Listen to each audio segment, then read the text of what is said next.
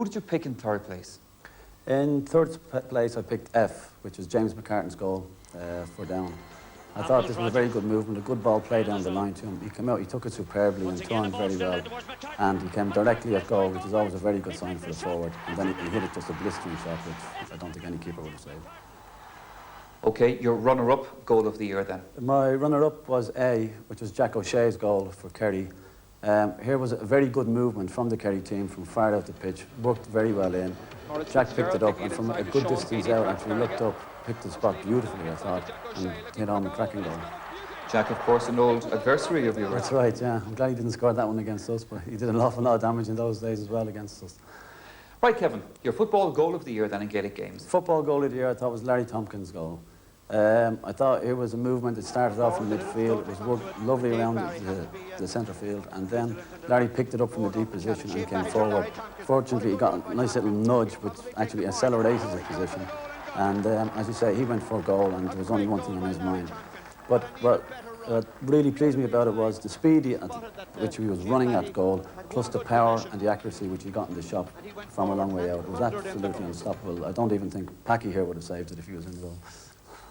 Well, Packy Bonner, of course, you're famous all over Ireland and this part of the world for your exploits, particularly during the World Cup. But as they all know up in Donegal, you were a Gaelic footballer for the county before you went to soccer.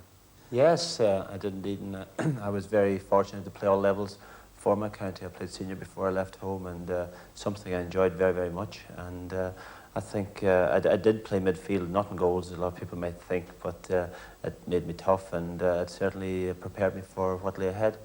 Like Kevin, when you turned to soccer, that put an end to your Gaelic career effectively. Any regrets over that? Of course. I enjoy the game. I enjoy watching the game anytime I have the opportunity. And when I go back in the summer, I always train with the boys down home. Even this year, I had the opportunity to train with the Donegal team before the Ulster final, something I enjoyed tremendously. Now, one of the great memories that you will have in years to come when you look back in your career has to be the World Cup, and particularly that game against Romania. The penalty saves, the penalties that you faced, what are you thinking about? Because obviously there was an incredible amount of pressure. Yeah, it was a memory that probably everybody is living on, and I will live on for a long, long time. Penalties for a goalkeeper, there's no pressure. That's the first thing. When you go in there, people are expected to score the goals, and you're not really expected to save. And if you do make the save, you end up being the hero. But I think you've got to try to get the edge on the player who's taking it by making any movement you can, or by maybe going across to one post and taking your time to settle and trying to unnerve him. And then obviously you've got to try and read the situation, read what he's going to do with the ball. And if you can do that, then you're halfway there. The Tomofte save, you had been getting closer and closer to the penalties before that. Did you fancy your chances of actually stopping that one? Yeah, as I said, I picked a fellow Donegal man, Gary Walsh. It was a penalty save, a bit unlike my own in the sense that it was hit very low into his right-hand side, and for a big lad he got down very, very well, and I was very impressed with the save. I think if he was in the World Cup against Tomofte, he would have made a better job of it maybe than me. Not unfortunately good enough to take Donegal into the All-Ireland final this year. Unfortunately, but I think Donegal will be back next year. Now, your runner-up save of the year. Yeah, the runner-up was John Cairns from Cork. I watched the save and his technique was tremendous. It was a cute angle.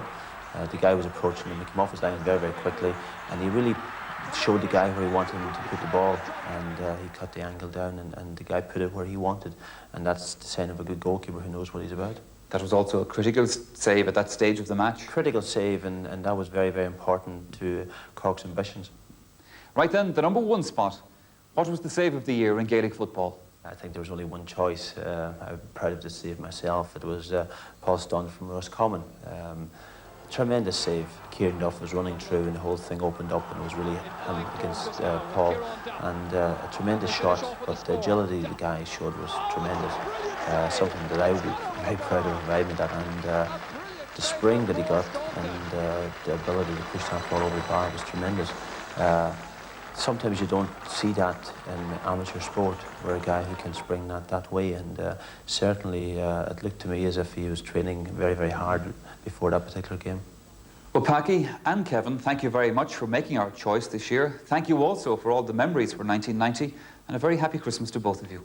Thank you very much. The winner of the goals competition is Garrod Constable from Cahersiveen. And the order of the football saves is C, A and B. And our winner is Shane Boylan from Naas. Around here. Well, at the moment we have 240 students here for 22 weeks. That's their first period of training. And what do they cover here? They cover police studies and policing duties and legal studies, some PE studies, swimming and some drill. Now, the last couple of weeks you've been reviewing for us the goals and saves of the year in hurling. An onerous task? It was a very difficult task, especially the goals, because I had to pick from 11 of them, whereas the saves, there was only 7 to pick from, and it was a little bit easier to pick from the saves. OK, Joachim, let's go and get ourselves in front of a television set and we'll see exactly what you've picked, 1, 2 and 3. Okay, no problem.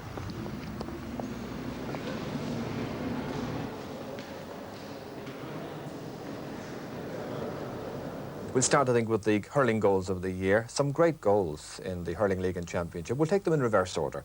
What's your third choice? Well, my third choice was Tomás Mulcahy in the All-Ireland final against Galway. It was a great clearance from Ger Cunningham out of defence. It broke between Ger Fitzgerald and Ollie Kilkenny, and Tomás was there to pounce on it and soloed and hit a great shot to the left-hand corner of the net and gave John Cummins no chance whatsoever. And coming fairly early in that second half, it heralded Cork's comeback. And I think there are 2 points, I suppose. First, it was instrumental in the comeback. And there was that long puck out by Ger Cunningham. I think it was the downfall of Galway, that long puck out in the second half from Ger Cunningham. And it was a really very good goal, well taken by Tomás Mulcahy. Excellent taken goal. He got one in the All-Ireland in '86, I think, which is the same, only on the left-hand side. Another one of the goals of the year that year, in fact. It was goal of the year that year, all right, by the way. Let's move on then to the runner-up, the second choice this year. What's it to be? It was a very difficult choice it was a toss-up really between number 1 and number 2, but I had to make a decision and I gave it to Tom Dempsey of Wexford. It was goal C, ground hurling at its best out of defence. Martin Story pulled on it, and then Jimmy Hoolan gave a lovely deft touch that put Tom Dempsey through for a smacker of a goal along the ground. And he really buried it. He gave Kevin Finlay no chance whatsoever in the goal. Indeed, against Laois in the early rounds of the Leinster Championship. And interesting in that goal there, Tom, in fact, hit it on his left side. And it was good to see Wexford playing nice ground hurling. That's right. It's a pity that they wouldn't adopt more ground hurling in their play. Wexford's type of play is really catch it and rising. If they played a bit more ground hurling, well, who knows, they might come out of Leinster in the Championship more often. And the big moment, what's it to be? What's our number 1 goal for 1990? Well, I give the goal of the year to the forward that did most with the ball. You know, he took on 4 players, and that was goal B from John Fitzgibbon of Cork. It was in the All-Ireland, the Munster final against Tipperary. It was a ball from Anthony O'Sullivan from Dublin in flying form just now with Kieran Duff. Oh, it's a brilliant save! It's gone over the bar. A brilliant save by Paul Staunton.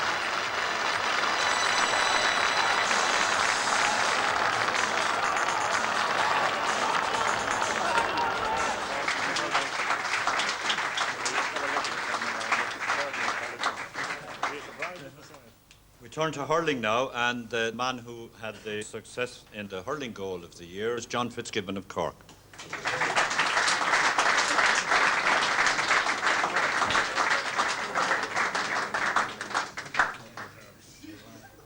Anthony O'Sullivan picks it up for the Cork men. Are they to regain the Munster title for the first time since 1986? Tip, who beat them in that classic match in '87 following a replay. And now it's Fitzgibbon. Can they seal it? Oh, yes! The defence in it. And the hurling save, the final one, is Niall Patterson of Antrim.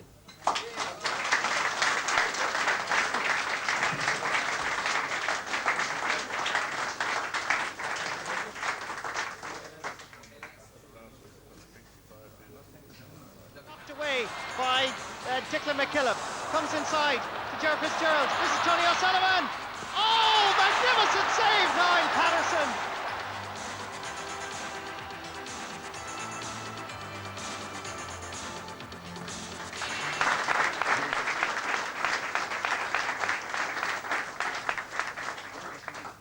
I would like to formally welcome the incoming President, Peter Quinn, and his guests, Hugh Duggan and Cindy from the States.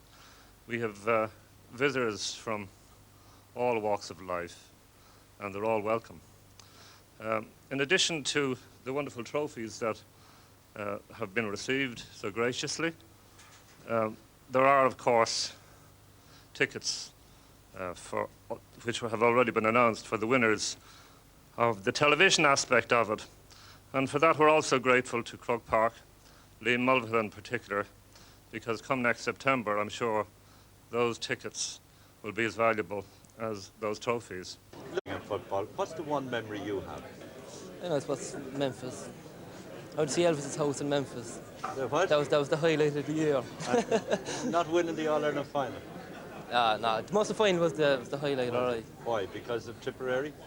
Yeah, Cork, yeah, I suppose so. Cork, we'll give him no chance. And, it's a bit special, I suppose, Of course, earlier in the year, especially when you had that replay against Wexford, nobody did give you a chance. Bit of a disaster, right? The league doesn't mean much, really, at the end of the day. Championship is where it's at, Will you be all set to have a go at the championship again next year? Well, please God. Wait and see. Larry, as far as the footballers are concerned, it's going to be going for 3 in a row. That's right, yeah. We've been contesting the last 4 All-Ireland finals, so it's something to look forward to, going for 3 in a row. I think this team is quite capable of doing it, so we're looking forward to the new year and hopefully things will go well for us. What about that goal do you remember about it? Well, funny enough, it was against Kildare, my old county. That was ironic, all right. That's right, and also what was surprising about the goalkeeper that was in goal for Kildare that day, he's actually my next door neighbour, so there's 2 coincidences there. So just the goal itself, it came from a clearance, and I think Dave Barry got it and passed it on to Shane. I got a nice run through, and I just hit the ball on the run, and lucky enough it kind of went in, So pleased enough that Kevin Moran selected me, and I was very happy with it. What about the injured knee now? Are you be able to be back in time for the championship? Well, I hope to be. It's very early stage to say anything yet. It's the next few months will tell its toll on that. I'm doing a few weights and I'm cycling now at the moment to try and build up the muscle area.